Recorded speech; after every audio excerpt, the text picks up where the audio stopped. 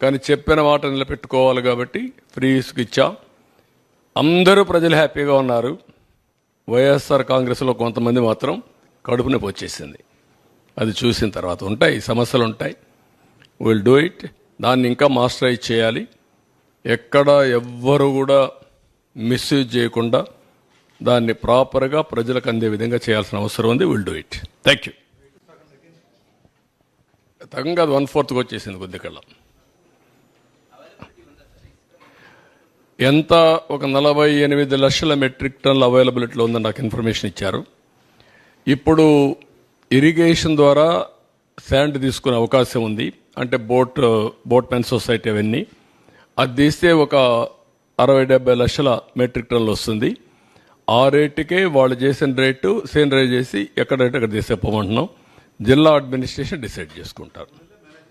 ఈ 3 మేనేజ్ చేస్తారు.